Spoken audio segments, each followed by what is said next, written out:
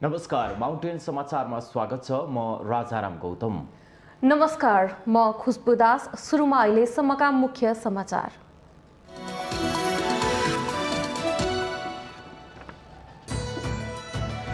देशभर कोरोना संक्रमण दर बढ्दै फेरि बढ्यो जोखिम। नियन्त्रण गर्ने नियम बने पनि कार्यान्वयन फितलो, फेरि लकडाउन हुने कि हो भन्ने चिन्ता। 3 महिना पर सार्दै मङ्सिर 9 गते केन्द्रीय महाधिवेशन गर्ने नेपाली काङ्ग्रेसको निर्णय। वडा तहको अधिवेशन भने भदौ 18 गते हुने। कोरोना रोकथाम युद्धस्तरमा गर्नुपर्ने बेला सरकार मन्त्रीविहीन, प्रधानमन्त्री पनि दलको विवाद मिलाउनमै व्यस्त। गठबन्धन दलहरू बीच मन्त्रीको भागभण्डामा किचलो। अफगानिस्तानको घरेलु द्वन्द्वले त्यहाँ कार्यरत नेपाली जोखिममा। भारतसहित विश्वका सबै मुलुकले आफ्ना नागरिक फर्काउन थाले पनि नेपाल भने मुखदर्शक। राजनीतिक दल बीचको शक्ति सङ्घर्षले मुलुक अस्थिर र अनिश्चिततातर्फ निरन्तर। सङ्घीय गणतन्त्रको प्राप्तिपछि ठूलो आशा र भरोसा बोकेका नागरिक निराश। अफ्रिकन मुलुक हाइटीमा 7.2 रेक्टर स्केलको शक्तिशाली भूकम्प। 304 जनाको मृत्यु, 1800 बढी घाइते। प्रधानमन्त्री हेनरीद्वारा राष्ट्रिय आपतकालको घोषणा। र बुन्डेसलिगा फुटबलमा बोरोसिया डर्टमन्डको विजयी सुरुवात। डर्टमन्डसँग फ्र्याङ्कफर्ट 5-2 गोल अन्तरले पराजित।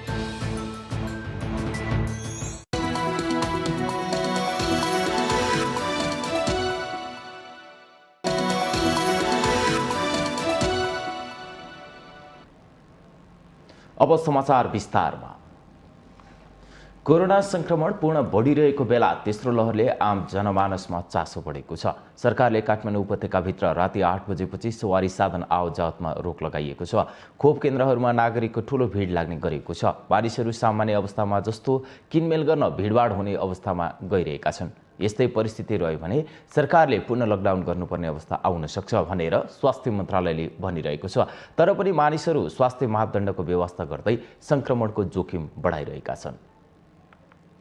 कोरोना संक्रमणको तेस्रो लहरको जोखिम दिनानुदिन बढिरहेको छ। निषेधाज्ञा खुकुलो भएसँगै आम नागरिकको चरम लापरवाहीले कोरोना संक्रमण दर बढेको छ। अहिले सरकारले विभिन्न क्षेत्रहरू उच्च जोखिममा राखेको छ। संक्रमित र मृतकको संख्या थपिँदै जाँदा राति 8 बजेपछि सवारी साधन आवत जावतमा रोक लगाइएको छ। केही जिल्लामा पुनः निषेधाज्ञा सुरु भइसकेको छ। यससँगै आम जनतामा फेरि लकडाउन हुन्छ कि भन्ने चासो बढेको बेला सरकारले स्थिति हेरेर लकडाउन गर्न सक्ने भनिरहेको छ। कोरोनाको दोस्रो लहरले हजारौं नेपालीको ज्यान गयो। पहिलो चरणमा भन्दा दोस्रो चरण खतरनाक मानिएकोमा कोरोनाको तेस्रो लहरमा संक्रमण झन फैलन सक्छ भनेर विज्ञहरूले भनिरहेका छन्। तेस्रो लहरमा संक्रमितसँगै मृतकको संख्या उच्च हुन सक्छ भनिएको छ। कोरोनाका फरक फरक भेरिएन्ट थपिने भएकाले कोरोनाको जोखिम झनै बढ्ने निश्चित छ। तर सार्वजनिक ठाउँ र कार्यालयहरूमा ठूलो भिडभाड देखिन्छ। ठेलमेल गर्दै खोप लगाउन जानेहरूको गाईजात्रे प्रवृत्तिले कोरोनालाई जिस्काइरहेको छ।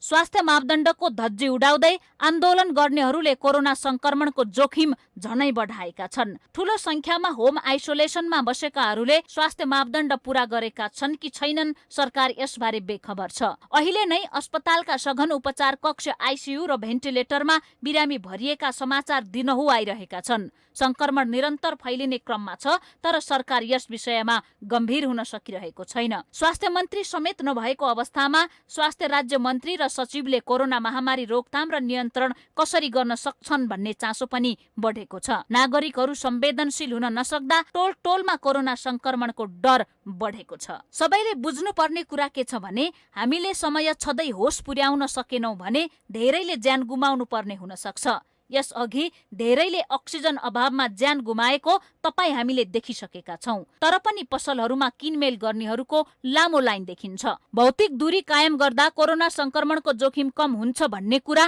पूरा संसारले मनन गरेको बेला हामीले सुनेर जानेर पनि किन लापरवाही गरिरहेका छौं? यो प्रश्न आफूले आफैलाई गर्ने बेला भएको छ। सरकारी अस्पतालहरू नागरिकलाई सामान्य बिरामी हुँदा त उपचार सेवा दिन असमर्थ भएको बेला यो महामारीले देशकै ढाड भाँच्न सक्छ भन्ने कुरा किन मनन गर्न सकेन?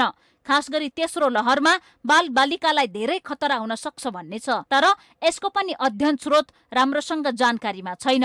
सरकार अस्पतालहरूमा भएका आइसियु र भेन्टिलेटर गनेर बसिरहेको छ। अहिले भेटघाट र भोज भतेर गर्ने बेला होइन, कोरोना संक्रमणबाट आफू र आफन्तलाई बचाउने बेला हो। संक्रमणबाट बच्नका लागि आवश्यक परे केही समय दुःख कष्ट सहन तयार हुनुपर्छ। नागरिकलाई संक्रमणबाट बचाउनकै लागि सरकारले बारम्बार लकडाउन गर्नु परेको छ। यसबाट देशको समग्र अर्थतन्त्र चौपट भएको छ। हरेक नागरिक आफै सचेत भएर सतर्कता अपनाउनुको विकल्प छैन। नागरिकहरू आफै सचेत नबनेसम्म समस्या समाधान हुनेवाला छैन, बरु झन बढ्ने निश्चित छ। आफ्नो स्वास्थ्यको आफै ख्याल गरौं, अरूको निर्देशन नपर्खौं, किनकि आफ्नो स्वास्थ्यको ख्याल अरूले गरिदिँदैन, आफै गर्नुपर्छ। भोलि अस्पतालको ढोका ढकढक्याउँदा साथ दिने कोही हुँदैन। त्यसैले त्यो अवस्था आउन नदिन सचेत बनाऊ। माउन्टेन टेलिभिजन SD राजनीतिक ब्युरो।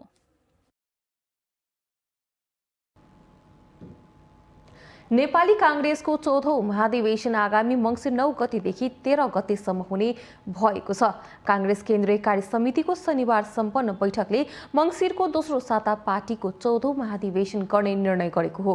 पार्टीका केन्द्रीय सदस्यहरूको 3 दिनसम्मको लगातार छलफल गरी महाधिवेशनको मिति मङ्सिर 9, 10, 11, 12 र 13 गते 5 दिनमा सम्पन्न गर्ने निर्णय गरिएको पार्टीका प्रवक्ता विश्व प्रकाश शर्माले जानकारी दिनुभयो। महाधिवेशन अन्तर्गत 18 गते वडा अधिवेशन गरिनेछ। पार्टीको वैधानिकता कायम हुने गरी महाधिवेशनको तयारीका लागि वडा अधिवेशन सो मितिमै गर्ने निर्णय लिएको पनि प्रवक्ता शर्माले स्पष्ट पार्नुभयो। बैठकले तोकेको कार्यतालिका अनुसार भदौ 27 गते गाउँपालिकाका अधिवेशन, असोज 1 गते प्रतिनिधि सभा क्षेत्रीय अधिवेशन गरिनेछ। त्यसै गरी कार्तिक 10, 11 र 12 गते प्रदेश अधिवेशन सम्पन्न गरिनेछ। दशैं तिहार जस्ता चाडपर्वका कारण प्रदेश अधिवेशनको मिति भने पर सार्नु परेको पनि प्रवक्ता शर्माले स्पष्ट पार्नुभयो। त्यसपछि केन्द्रीय महाधिवेशन भने काठमाडौँमा मङ्सिर 9 गतेबाट सुरु हुनेछ।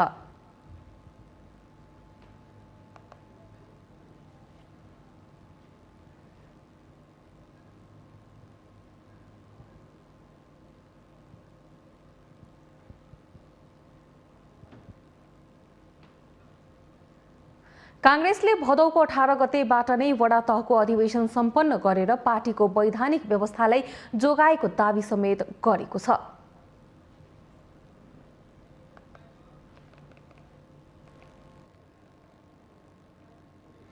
नयाँ गठबन्धन सहितको सरकार गठन भएको पनि महिना दिन पुगेको छ। अहिलेसम्म सरकारले आफ्ना योजना र कामको खाका तयार गरेर कार्यान्वयन पक्षलाई अगाडि बढाउनु पर्ने हो, तर मन्त्री परिषदले पूर्णता समेत पाएको छैन। कांग्रेस नेतृत्वमा सरकार बनाउन नेकपा एमालेको माधव कुमार नेपाल पक्षले ठूलै भूमिका खेलेको थियो। मन्त्री परिषदको पूर्णता नपाउनुमा पनि नेपाल पक्षकै हात रहेको बताइन्छ। जनता समाजवादी पार्टी जसपा, नेकपा एमालेको माधव नेपाल पक्ष र संयम कांग्रेसको ठूलो दौडधुपपछि अहिले प्रतिपक्षमा रहेको पार्टी कांग्रेसको सरकार बनेको महिना दिन पुग्यो। तर अहिलेसम्म 19वटा मन्त्रालय मन्त्रीविहीन छन्। यसो हुनुलाई अपवित्र गठबन्धनको परिणाम हो भन्न थालिएको छ। पछिल्लो समय कोरोना महामारीको तेस्रो लहर आउन सक्ने भनेर विज्ञहरूले चेतावनी दिइरहेका बेला स्वास्थ्य मन्त्रालय नै मन्त्रीविहीन छ। यस्तो हुँदा कसरी कोरोनाको रोकथाम र नियन्त्रण गर्ने भन्नेबारे निर्णय लिने भन्ने विषय अन्यलमा छ। लामो समय भइसक्दा पनि गठबन्धनमा रहेका दलले साथ नदिएकै कारण सबै मन्त्रालयमा मन्त्रीको नियुक्ति नभएको देखिन्छ। सबै मन्त्रालयमा गठबन्धनमा रहेका पार्टीका नेतालाई मन्त्रालयको भाग लगाउन पर्ने भएकाले ढिलाइ भएको बुझिए पनि खास माधव नेपाल पक्षको विवादका कारण यो समस्या आएको कांग्रेसका नेता देवेन्द्र राज कडेल बताउनुहुन्छ। विशेष गरेर माधव नेपालजीको भूमिका, त्यसपछि अब माओवादी, जसपा र जनमोर्चाको नेपालको समर्थनले बनेको यो सरकार र नेपाली कांग्रेसले आफ्नो मात्रै मन्त्रीहरू डिक्लेयर गर्ने भएदेखि त केही समस्या थिएन।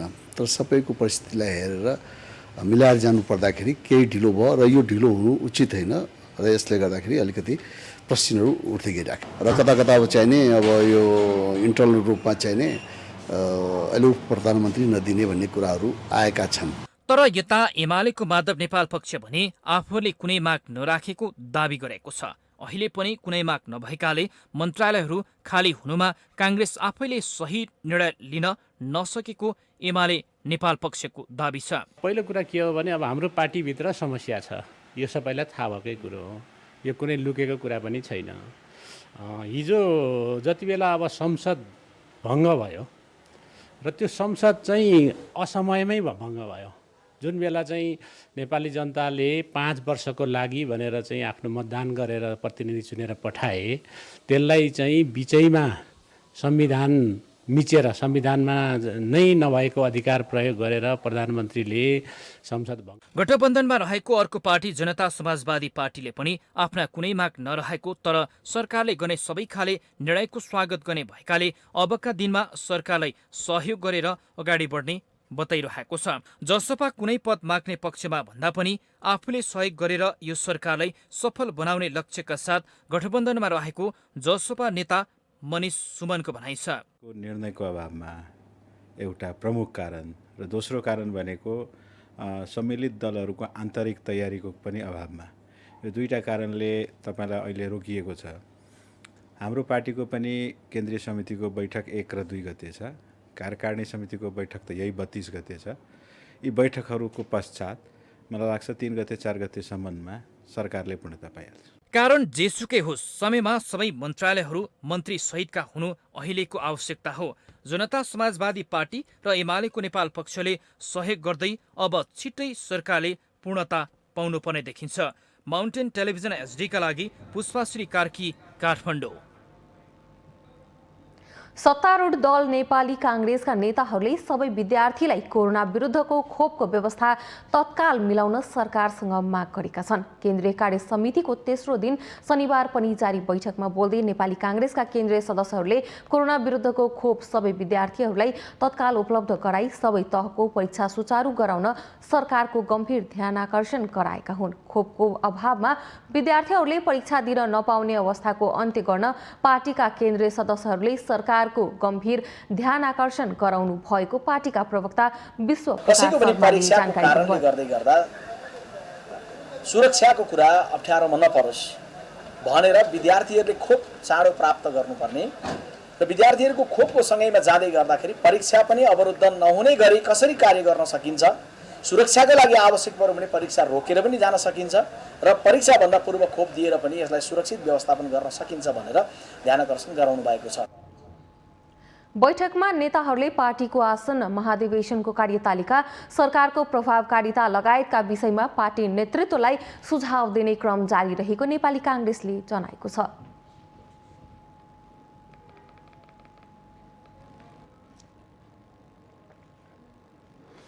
अफगानिस्तानको घरेलु द्वन्द्वले त्यहाँ कार्यरत नेपाली नागरिक जोखिममा परेका छन्। छिमेकी भारतसहित विश्वका सबैजसो मुलुकले आफ्ना नागरिक फर्काउन थाले पनि नेपालले अहिलेसम्म कुनै वास्ता समेत गरेको छैन। तालिबानले अफगानिस्तानका 34 मध्ये 18 प्रान्तका पछिल्लो एक सातामै कब्जा गरिसकेको छ। यो समूह निरन्तर राजधानी काबुलतर्फ अघि बढिरहेको छ।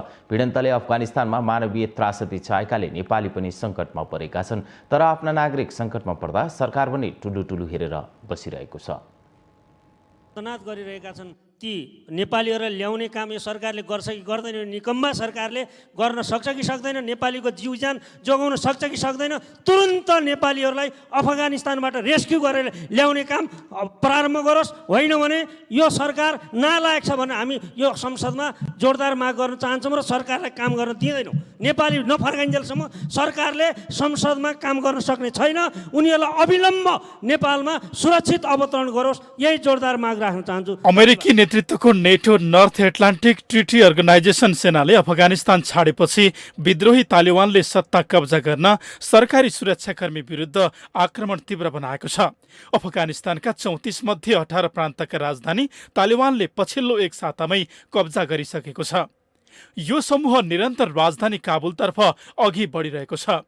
तालिबानले राजधानी काबुल कब्जा गर्ने खतरा छ र त्यो अवस्था आएमा त्यहाँ रहेका झण्डै 30,000 नेपाली नागरिकको ज्यान खतरामा हुनेछ। भिडन्तले अफगानिस्तानमा मानवीय त्रासदी छाएकोले नेपाली पनि सङ्कटमा परेका हुन्। श्रम, रोजगार तथा सामाजिक सुरक्षा मन्त्रालयका अनुसार अफगानिस्तानमा 14,565 नेपाली कार्यरत छन्। श्रम स्वीकृति बिना अफगानिस्तानमा पुगेका नेपालीको संख्या अझै धेरै छन्। कुल 30,000 नेपाली त्यहाँ रहेको अनुमान छ। श्रम मन्त्रालयका अनुसार यस वर्ष पनि वैशाखदेखि साउन 29 सम्म श्रम स्वीकृति लिएर 565 जना अफगानिस्तान पुगेका छन्। 2073 सालमा आत्मघाती हमलामा परि ग्रिन जोनमै कार्यरत 13 जना नेपाली सुरक्षा गार्डको मृत्यु भएको थियो। लगतै 2073 असार 9 मा नेपाल सरकारले अफगानिस्तानमा सुरक्षाकर्मी पठाउन बन्द गरेको थियो। तर काठमाडौँ स्थित अमेरिका, बेलायत र युरोपेली मुलुकका दूतावासको दबाव आएपछि नेपाल सरकारले उक्त निर्णय तुरुन्तै फिर्ता लिएको हो। अहिले अफगानिस्तानमा श्रम स्वीकृति नै खुल्ला गरिएको छ। भारत स्थित नेपाली दूतावासले सिफारिस गरेका आधारमा वैदेशिक रोजगार विभागले अफगानिस्तानका विशेषतः सुरक्षित क्षेत्रमा जाने नेपालीलाई श्रम स्वीकृति दिने गरेको छ।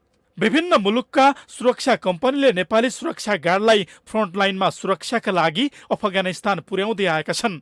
त्यहाँको अवस्था थप बिग्रदै जाँदा तिनले नेपालीलाई भाडाका सैनिकका रूपमा युद्धमै प्रयोग गर्न सक्ने खतरा छ। इराक घटनादेखि काबुल बम काण्डको दर्दनाक दृश्य नेपालीको मानस पटलमा ताजै छ। जुन दृश्य दोहोरिरहने जोखिम यहाँको समाजले पनि लिन सक्दैन।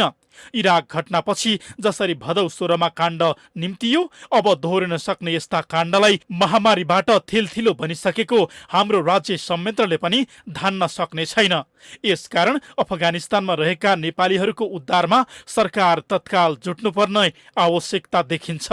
माउन्टेन टेलिभिजनका लागि राजनीतिक ब्युरो, काठमाडौँ। माउन्टेन समाचारमा पालो भएको छ विश्रामको।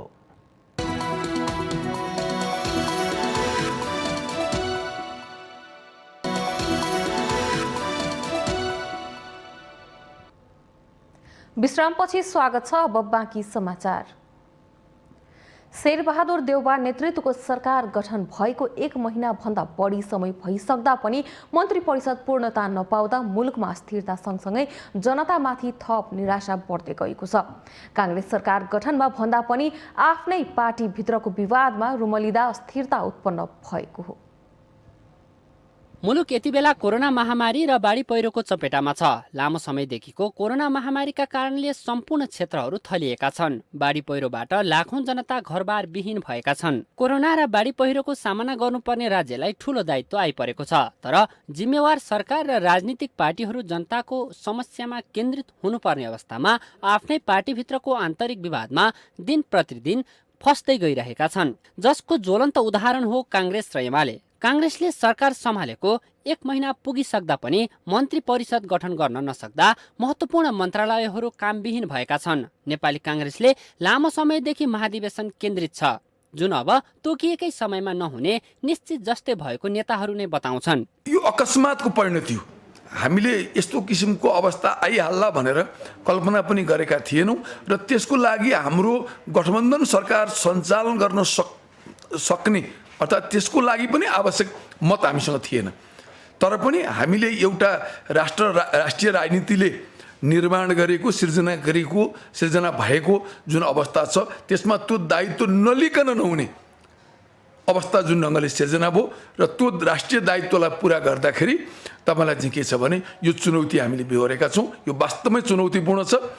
जनताले कम्युनिस्ट पार्टीलाई स्थिर सरकारका लागि झण्डै 2/3 मत दिएर 5 वर्षका लागि सत्तामा पुर्याए। तर विडम्बना नै भन्नुपर्छ, कम्युनिस्टहरूलाई त्यो जनमत अपाच्य भयो र सत्ता जनताबाट नपत्याएका दलमाथि सुम्पिए। आन्तरिक राजनीतिक विवादकै कारण सत्ताबाट बाहिरिनु परेको एमाले एक भएर संसदमा प्रतिपक्षको भूमिका निर्वाह गर्नुपर्नेमा आफै फुटको सङ्घारमा पुगेको छ। एमाले विवाद उत्कर्षमा पुग्दा विपक्षी दलहरूलाई हाई सन्चो भएको देखिन्छ। एमाले भित्रको शीर्ष नेताहरूको आन्तरिक विवादका कारणले गर्दा तल्लो तहका नेताहरू भने निराशा छाएको छ र उनीहरू पार्टी एकजुट बनाउन चाहन्छन्। अब यो कारबाही गर्ने कुरा पटक पटक कारबाही गरेको र माधव कमरेडले कुनै पनि हालतमा केपिएलसँग मिल्न सकिँदैन भनेर भन्दै पनि उहाँ नयाँ पार्टी गठन नगरेको हिसाब हेर्दाखेरि चाहिँ उहाँ पनि एक्लै पार्टी बनाएर नयाँ पार्टी ठुलो पार्टी बनाउन सक्छु भन्ने आँट उहाँमा देखिन्न। त्यसो भए हुनाले समय कति लाग्छ भन्न सकिन्न, तर उहाँहरू चाहिँ पार्टी चाहिँ विभाजित भएर जानुहुन्छ भन्ने चाहिँ मलाई लाग्दैन। कोरोना संक्रमणको तेस्रो लहरको जोखिम दिनानुदिन बढिरहेको छ। सबै नागरिकहरूलाई खोप ल्याएर लगाउनु आजको प्रमुख दायित्व देखिन्छ।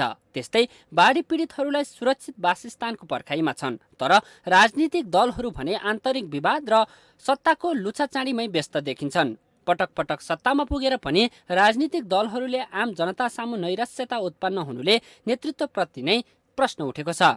माउन्टेन टेलिभिजन एचडीका लागि बटुकराज गिरीको रिपोर्ट।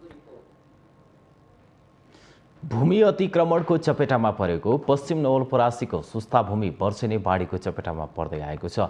समयमा तटबन्ध निर्माण कार्य पूरा नहुँदा नारायणी नदीको बाढी गाउँमा पसेर वर्षेनी दर्जनौं घर डुबाउन पर्नुका साथै किसानहरूले लगाएको धान तथा उखुबाली नष्ट भएर ठूलो जनधनको क्षति हुने गरेको छ। नारायणी नदीले घेरिएको पश्चिम नवलपरासीको सुस्तालाई बाढीबाट जोगाउन नारायणी नदी व्यवस्थापन आयोजना चितवनले विक्रम सम्वत 2070 सालदेखि क्रमशः 3.5 किलोमिटर नदीमा तटबन्ध र 21वटा ठोकरहरूको निर्माण कार्य सुरु गरेको थियो। तर लामो समय बितिसक्दा पनि बजेटको अभाव देखाउँदै अहिलेसम्म जम्मा 2 किलोमिटर क्षेत्रफलमा मात्र तटबन्ध र जम्मा 7वटा ठोकरहरू निर्माण पूरा भएको छ भने गत साल यता सो आयोजना ठप्प छ। समयमा तटबन्ध निर्माण कार्य पूरा नगर्दा नारायणी नदीको बाढी गाउँमा पसेर वर्षेनी दर्जनौं घर डुबानमा पर्नुका साथै किसानहरूले 50 बिघा क्षेत्रफलमा लगाएको धान तथा उखुबाली नष्ट भएर ठूलो धनजनको क्षति हुने गरेको छ। बाढी पस्दाखेरि त्यो त अहिलेकति के छ भने अग्रिम चाहिँ कि जानकारी नहुने भने यहाँ चाहिँ कि जीवधनको नै सुरक्षा हुन क्षति हुन सक्छ। तर अग्रिम जानकारी भएको कारणले गर्दाखेरि यहाँको पब्लिकहरू अलग अलग ठाउँमा जसको घर अलिक अलग ठाउँमा छ त्यसको घरमा पलायन हुने र आफ्नो चाहिँ गाई वस्तु बाख्राहरू इत्यादिहरू त्यो सुरक्षित ढङ्गले राख्ने कार्यहरू गरिरहेछ। होइन त्यो क्षति त भइहाल्छ। खोलो पसेपछि राति खोलो पस्छ, सुतेको बेलामा पस्छ, त्यो चिन्ता त भइरहन्छ यहाँ सुस्तावासीलाई। त्यो कारणले गर्दाखेरि तटबन्ध नबनाइ हुँदैन। राज्यले तटबन्धमा रकम हाल्नै पर्छ, तटबन्ध बनाउनै पर्छ। लामो समयदेखि विकासमा पिछडिएको सुस्ता भूमिमा पछिल्लो समय तीनै तहका सरकारले आरसीसी सडक निर्माण, खानेपानी, जनता आवास कार्यक्रम, सोलर मार्फत विद्युतको पहुँचका साथै झोलुङ्गे पुल निर्माण जस्ता विकासका पूर्वाधार निर्माणमा चासो देखाउँदै लगानी बढाइरहेका छन्।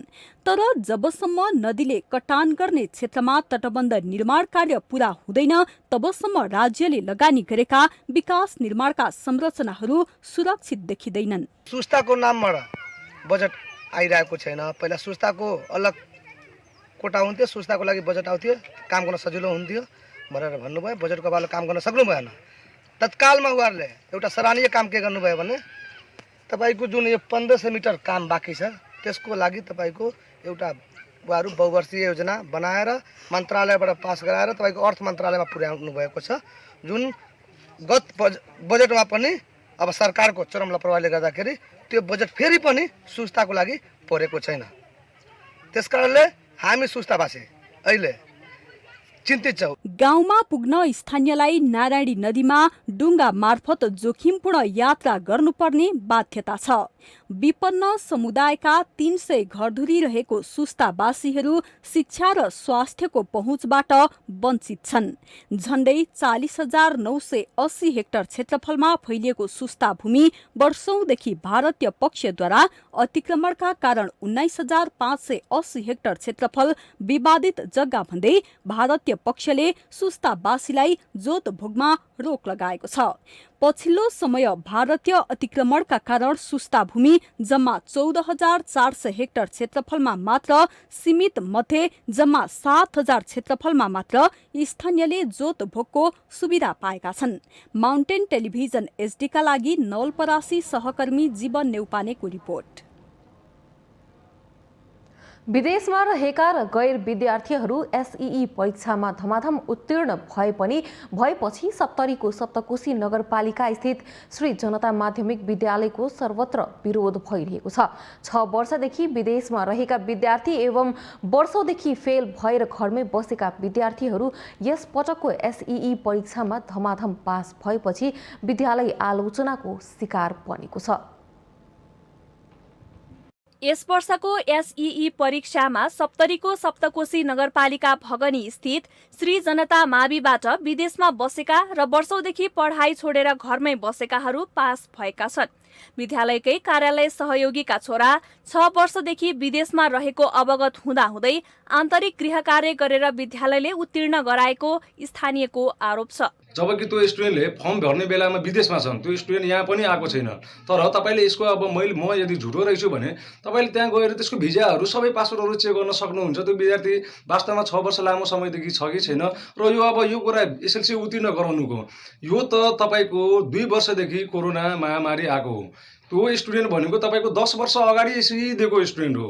त्यो बिचमा पनि त त्यो स्टुडेन्टले एसएलसी त पास गर्न सकिन्थ्यो नि, तर यही 2 वर्षको भित्रमा चाहिँ एसएलसी पास गराउनुको मतलब के त आखिरमा? 6 वर्षदेखि मलेसियामा रहेरै एसईई उत्तीर्ण गोपाल सन्तको प्रतिक्रिया भने यस्तो छ। म योपालि एसएलसी दिन्छु भनेर म आफ्ना घरको गार्जियनलाई फर्म भर्न लगाएको र मेरो घरको गार्जियनले सही टाइममा फर्म चाहिँ भरिदिनु भयो। मैले फर्म भरेको अनुसार एसएलसीको रिजल्ट आउँदाखेरि मैले उत्तीर्ण भएको रहेछु र मैले हजुरहरूसँग क्षमा चाहन्छु, आफ्नो दाजुभाइ सम्झेर माफ गरिदिनु होला।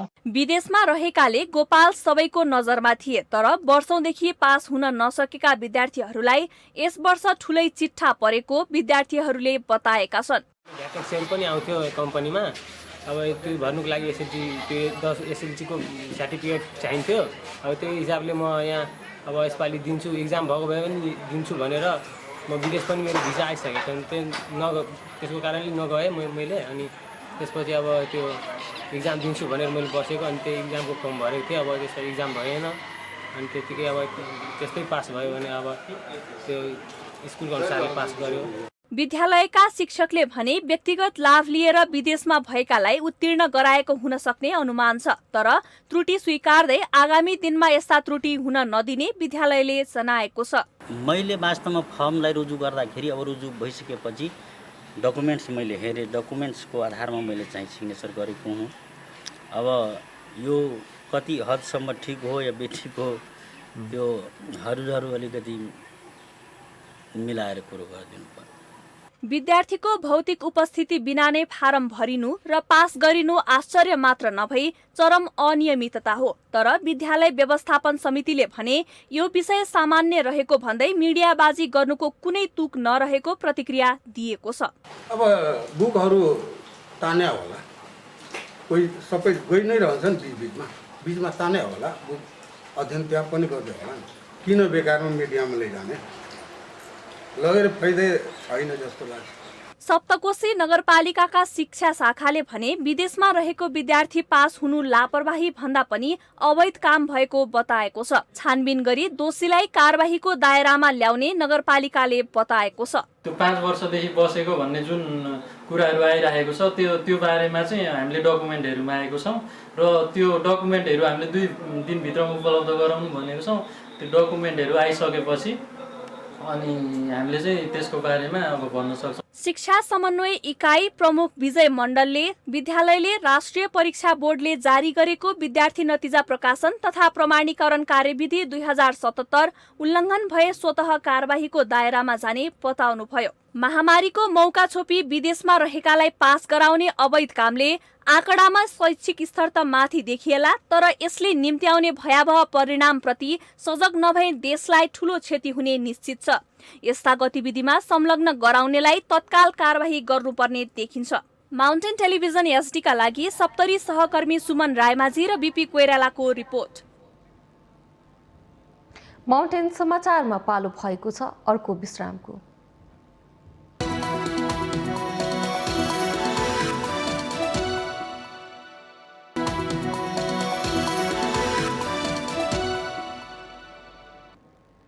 विश्रामपछि स्वागत छ। अब बाँकी समाचार। दाङमा पछिल्लो समय तस्करहरूको लागि सेन्टर पोइन्ट बनेको छ। लागु औषध तथा सरकारले प्रतिबन्धित गरेका वन्यजन्तुका अङ्गहरूको ओसार प्रसार तथा बिक्री वितरण गर्नको लागि सेन्टर पोइन्ट बनेको हो। अवैध लागु औषध तथा प्रतिबन्धित वन्यजन्तुको अङ्गहरूको ओसार पुसारको रूपमा दाङलाई तस्करहरूले सेन्टर पोइन्ट बनाउँदै आएका छन्। तस्करहरूले पछिल्लो समयमा सेफ ल्यान्डको रूपमा प्रयोग गरेर बिक्री वितरण गर्न थालेको अनुसन्धानबाट खुलेको जिल्ला प्रहरी कार्यालय दाङका प्रवक्ता तथा प्रहरी नायब उपरीक्षक मुकुन्द प्रसाद रिजाल बताउनुहुन्छ। अब नर्मल्ली अब यो विशेष गरी दाङ र जिल्लाको हेर्ने भने तुलसीपुर घोराईलाई नै अलिक बढी यिनीहरूले चाहिँ आफ्नो सेफ जोन एउटा अथवा चाहिँ डिल गर्ने एउटा डिल जोनको रूपमा लिएको देखिन्छ। किन भन्दाखेरि विगतका इतिहासलाई हेर्ने हो र विगतका काम कारबाहीलाई हेर्ने हो भने त्यो कुरा चाहिँ तथ्याङ्कबाट देखिएको छ। त्यसले गर्दाखेरि यसका उप पनि जिल्ला प्रहरी कार्यालयले एउटा निगरानी बनाएको छ र त्यसका विरुद्धमा हुनसक्ने सम्भावित सूचना सङ्कलन गर्ने र त्यसका विरुद्धमा एउटा कारबाही गर्ने एउटा जुन हाम्रो स्ट्राटेजी छ त्यो अनुसार चलिरहेको छ। दाङ, रोल्पा, रुकुम, सल्यान, प्युठान, अर्घाखाँची, बाँके लगायतका जिल्लाहरू मात्र नभई भारतसँग पनि जोडिएकाले तस्करहरूले सेन्टर पोइन्ट बनाउने गरेको प्रहरीको भनाइ छ। यस कारोबारमा 15 देखि 40 वर्ष उमेर समूहका लागेको पाइएको छ। जिल्लामा विभिन्न सङ्घ संस्था प्रहरीले पनि लागु औषध लगायत अपराध रोक्न काम गर्दै आइरहेका छन्, तर पनि त्यो अझै बढ्दै गएको छ। नेपाल प्रहरीसँगको समन्वयमा लागु औषध जुन विशेष गरी दाङ जिल्लामा गाँजा बढी मात्रामा आफै पनि उत्पादन हुने, आफै पनि त्यो उम्रने केही स्थानमा त्यो ठाउँ पनि छ। ती ठाउँहरूमा आफै पुगेर पनि हामी सामुदायिक प्रहरी सेवा केन्द्र नेपाल प्रहरीले चाहिँ त्यसको फडानी गर्ने, त्यो सम्बन्धी सचेतना गाउँ गाउँसम्म पुर्याएका छौँ। जिल्लामा लागु औषध दुर्व्यसनी बढ्नुको कारण आर्थिक र अभावकै कारण भएको यहाँका स्थानीयहरूको बुझाइ छ। जिल्लामा आधा दर्जनभन्दा बढी सुधार गृहहरू सञ्चालन भएका छन्।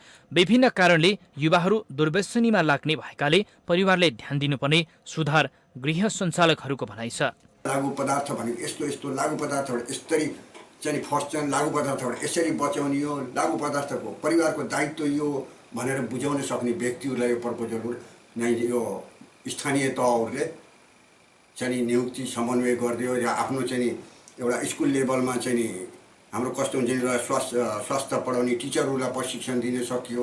धेरै कुराहरू भयो भने बल्ल नि हाम्रो चाहिँ लागु औषध दुर्व्यसन न्यूनीकरण हुन्छ। त्यस्तै लागु औषध सहित पक्राउ पर्नेहरूमा मुख्य व्यक्ति भन्दा पनि भरियाको रूपमा काम गर्नेहरू पक्राउ पर्ने गर्दछन्। तर धेरै व्यक्तिहरू आर्थिक अवस्थाका कारण र पैसा कमाउने लोभमा यस्तो कारोबार गर्ने सामाजिक क्षेत्रमा काम गर्दै आएका अधिकार कर्मीहरूको बुझाइ छ। एउटा आर्थिक अवस्थाले एकदमै दैन्य भएको छ र उहाँहरू लागु औषध ओसार पसार गरिराखेको अवस्था छ, चाहे महिला होस् चाहे पुरुष होस्। एउटा चाहिँ एकदमै हुने खाने लेभलको छ, तर पनि पैसा कमाउने चाहिँ होडबाजीमा उहाँहरू लागु औषधको ओसार पसार गरिराखेको अवस्था देखिन्छ। पछिल्लो समय जिल्लामा प्रहरीले अवैध रूपमा भइरहेको कारोबार रोक्नका लागि सक्रियता बढाएको छ। तर यस्तो अवैध कारोबार रोक्नका लागि प्रहरी मात्र नभई सबैले महत्त्वपूर्ण भूमिका खेल्नु पर्दछ। माउन्टेन टेलिभिजन एचडीका लागि दाङ सहकर्मी विकास डाँगीको रिपोर्ट। जिल्ला अदालत स्याङ्जाले आर्थिक वर्ष 2077-78मा करिब 60% मुद्दा फर्छ्यौट गरेको छ। अदालतले अघिल्लो वर्ष लागत गरी आएको 380 सहित गत वर्ष 947 मुद्दामध्ये 561 वटा मुद्दा फर्छ्यौट गरेको हो। फर्छ्यौट भएका मुद्दाको 43% मुद्दा सम्बन्ध विच्छेद गर्नेको रहेको छ। स्याङ्जा जिल्ला अदालतमा सम्बन्ध विच्छेद गर्नेहरूको संख्यामा वृद्धि हुँदै गएको छ। स्याङ्जा जिल्ला अदालतले आर्थिक वर्ष 2077-78मा अदालतले गरेका काम कारबाही तथा सेवाको बारेमा जानकारी गराउँदै उक्त कुरा जनाएको हो। जिल्ला अदालत स्याङ्जाका न्यायाधीश वसन्तराज पौडेलले पति पत्नी बीच एक अर्काको अधीनमा रहन नचाहने, वैदेशिक रोजगार, पारिवारिक कारण, सामाजिक सञ्जालको दुरुपयोग लगायतका कारणले सम्बन्ध विच्छेदको संख्यामा वृद्धि भएको बताउनुभयो। वैदेशिक रोजगारले पनि को कारणबाट पनि सम्बन्ध विच्छेदका मुद्दाहरू बढेका हुन् कि भन्ने देखिन्छ एकातर्फ भने, अर्को चाहिँ यो सूचना तथा प्रविधिको क्षेत्रमा भएको यो परिवर्तनले विभिन्न मोबाइलमा आउने यो फेसबुकहरू, अब यो मेसेन्जरहरू, यो अहिलेको चाहिँ नयाँ आएको टिकटक, यी कुराहरूको प्रयोगले गर्दाखेरिमा पनि एक अर्काप्रति अविश्वासको वातावरण सिर्जना हुँदा जाँदाखेरिमा पति पत्नी बीच अविश्वासको वातावरण सिर्जना भएर सम्बन्ध विच्छेदका मुद्दाहरू चाहिँ आउँछन् कि भन्ने लागेको छ। गत वर्षको तुलनामा यस वर्ष स्याङ्जामा सम्बन्ध विच्छेद गर्नेको संख्या वृद्धि भएको छ। अदालतमा आर्थिक वर्ष 2077-78मा 567 मुद्दा दर्ता भएकोमा यो आर्थिक वर्षमा सबैभन्दा बढी सम्बन्ध विच्छेदका 230 वटा मुद्दा दर्ता भएका छन्। अघिल्लो आर्थिक वर्षबाट लगत सरेर आएका 72 र नयाँ दर्ता गरी जम्मा 302 सम्बन्ध विच्छेदका मुद्दा मध्ये 241 वटा मुद्दा फैसला भएका छन्। आर्थिक वर्ष 2077-78 दर्ता सम्बन्ध विच्छेदतर्फ मुद्दा दर्ता 230वटा दर्ता भएका थिए। यसमा अघिल्लो वर्ष आर्थिक वर्षबाट लगत सरिआएको 72 थान र यस वर्षको 230 थान गर्दाखेरि जम्मा मुद्दा 302 थान मुद्दा सम्बन्ध विच्छेद दर्ता भएका छन् है। यसमा जम्मा मुद्दा 241। यस आर्थिक वर्षमा दर्ता भएका मुद्दा सङ्ख्या 567 मध्ये 230 अर्थात् 40.56% मुद्दा सम्बन्ध विच्छेद दर्ता फर्सेट भएका छन्। जम्मा फर्सेट मुद्दा 561 को 43% मुद्दा सम्बन्ध विच्छेद भएको छ। नयाँ मुलुकी संहिता ऐन 2074 लागू भएपछि जिल्ला अदालत स्याङ्जामा सम्बन्ध विच्छेदको मुद्दा दर्ताको संख्यामा वृद्धि भएको छ। नयाँ मुलुकी संहिता ऐन 2075 भदौ 1 देखि लागू भएसँगै यस अघि महिलाले मात्र सम्बन्ध विच्छेदको मुद्दा दर्ता गर्न पाउने नियम भए पनि यो ऐनले पुरुषले पनि सिधै अदालतमा सम्बन्ध विच्छेदको मुद्दा दर्ता गर्न पाउने व्यवस्था भएकाले सम्बन्ध विच्छेदका मुद्दा वृद्धि भएको बताइएको छ। मुलुकी देवानी संहिता 2074 यो 2075 साल भदौ 1 गतेदेखि अब प्रारम्भ हुने गरी मुलुकी संहिता देवानी संहिता जारी भएपछि पुरुषहरूले पनि सोझै अदालतमा सम्बन्ध विच्छेदको लागि प्रवेश पाउने भएपछि सम्बन्ध विच्छेद पति पत्नीको सम्बन्ध विच्छेदको सङ्ख्या बढेर गएको यो तथ्याङ्कले पनि देखाउँछ। यसैगरी स्याङ्जा अदालतमा अंश माना चामल मुद्दा 73, सम्बन्ध विच्छेदका 63, जबरजस्ती करणी 31, जालसाँची 49, कर्तव्य ज्यान 19, सवारी ज्यान 15, लेनदेन 14, लागु औषध 9, बहुविवाह 9, हात हतियार 7, चोरी 7, बाल विवाह 2, अभद्र व्यवहार 4, राज्य विरुद्धको कसुर 2, ठगी 2, अन्य 78 गरी 386 मुद्दा विचाराधीन रहेका छन्। अघिल्लो वर्षको तुलनामा यस वर्ष मुद्दा फर्छौट 5%ले वृद्धि भएको छ। आर्थिक वर्ष 77-78 गण्डकी प्रदेशमा मुद्दाको चाप कम भएका मनाङ र मुस्ताङ बाहेक धेरै मुद्दा फर्छौट गर्ने जिल्ला अदालत स्याङ्जा भएको बताइएको छ। माउन्टेन टेलिभिजन एचडीका लागि स्याङ्जा सहकर्मी सुधन न्यौपानेको रिपोर्ट। हामीसँग आर्थिक अन्तर्राष्ट्रिय र खेल समाचार बाँकी नै छन्। माउन्टेन समाचारमा पालो भएको छ अर्को विश्रामको।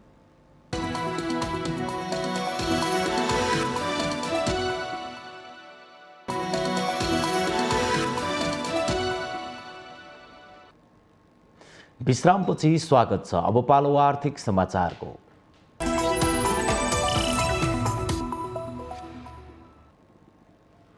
सानिमा लाइफ इन्सुरेन्स लिमिटेडको प्राथमिक सेयर अर्थात् आइपिओ बाँडफाँड भएको छ। कम्पनीको सेयर निष्कासन तथा बिक्री प्रबन्धक प्रभु क्यापिटलले गरेको बाँडफाँड अनुसार 5,40,000 जनालाई 10 किताका दरले आइपिओ परेको छ। 17,68,000 जनालाई परेको छैन।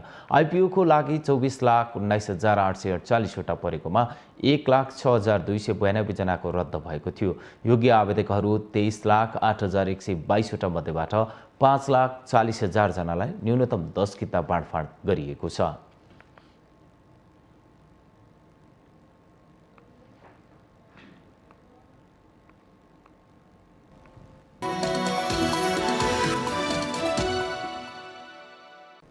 यो सँगै हामी माउन्टेन समाचारको अन्त्यमा आइपुगेका छौँ। जाँदा जाँदै मुख्य समाचार पुनः एकपटक।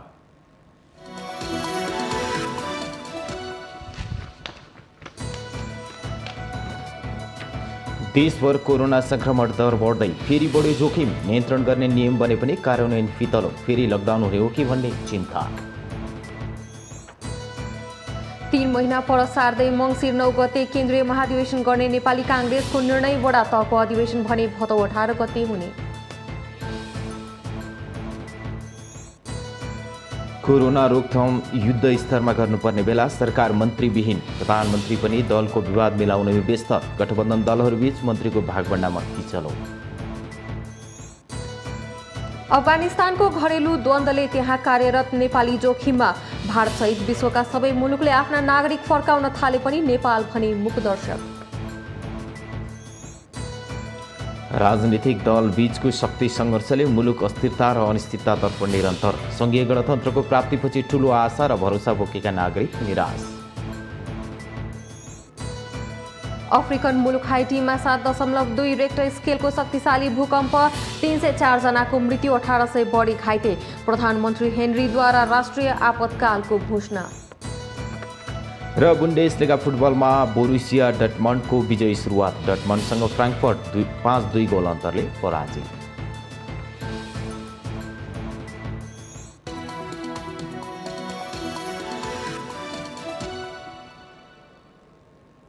माउन्टेन समाचार अहिलेलाई सकियो। सत्य, तथ्य र निष्पक्ष समाचारका लागि हेर्दै रहनुहोला माउन्टेन टेलिभिजन HD। नमस्कार।